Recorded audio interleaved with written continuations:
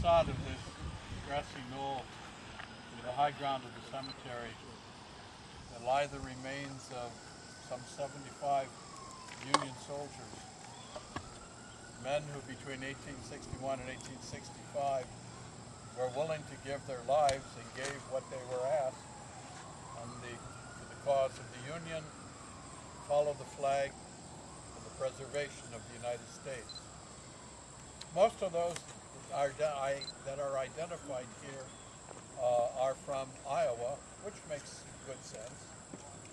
But you can tell that the older gravestones usually include not only the unit, the regiment for which they fought, the type of regiment, but also the company, the smaller unit which was theirs.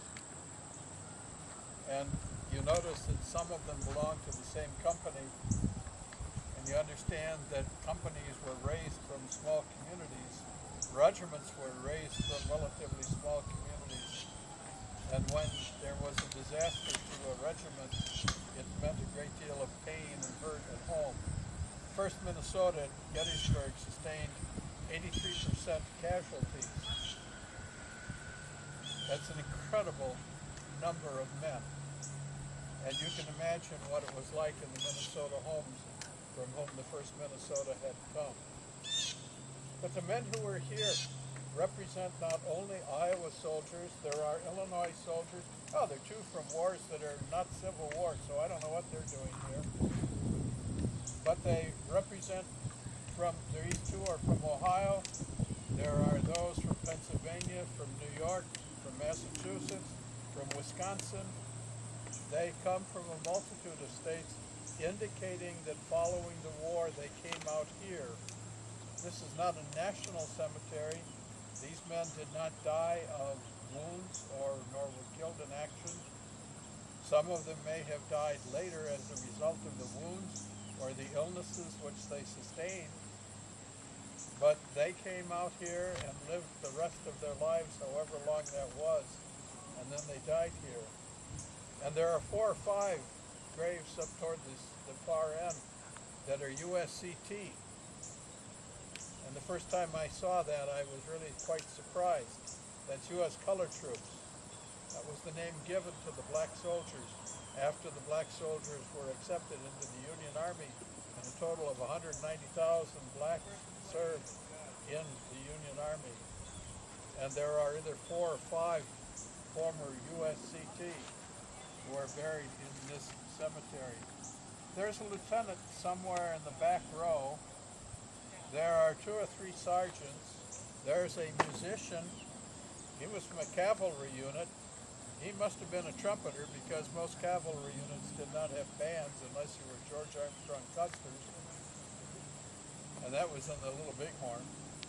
But these were common soldiers. Almost all of them are privates. They must be, because they are not in any other way identified here on the stone. There are some who may well have been prisoners of war. You know, we talk about the 625,000 or so who were killed or died of wounds.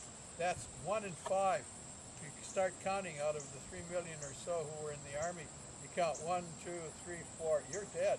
1, 2, 3, 4, you're dead. And then if you take the wounded, you count another 1, 2, 3, 4, you're dead.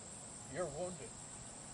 And there are many who were wounded, many were prisoners, and it is entirely within the realm of possibility that 1 or more of those who are buried here used a cane like this. This is a replica of a cane from Andersonville Prison, the worst of the Confederate prisons. But you can tell what it is if you know human anatomy at all. It is a part of a leg bone. They use the tibia, they use the fibula, and I can never remember which is which. But they would take the bone, the shattered end of it, after the bone the leg was amputated, or when the person died, they would boil it, and then they would get a stick, whatever they could find, and ram it up into the leg, the hollow of the bone, so that a man had a cane with which he could walk. This was made for me by a retired Rock Island surgeon, but it is a vivid reminder of the hardships which many of the prisoners went through. And it may well be that one of these men, I don't know who, may well have used this during his lifetime. 'Tis said that to the victor goes the spoils in war. Well, to the victor also goes the right to name a war. And there are those who have called it the War of Northern Aggression, which it was not. There are those, particularly since 1945, who have been calling it the war between the states, which it was not. It was, as the official records call it, the War of the Rebellion. And a rebellion implies civil war, the nastiest of all kinds of war.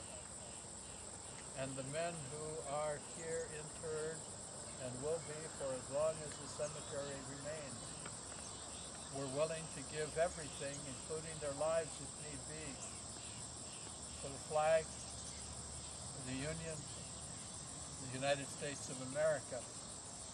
And so we have the nation we are, thanks to the dedicated service and the sacrifice of these approximately 75 and the men that they represent. Do you have any questions that I might be able to answer?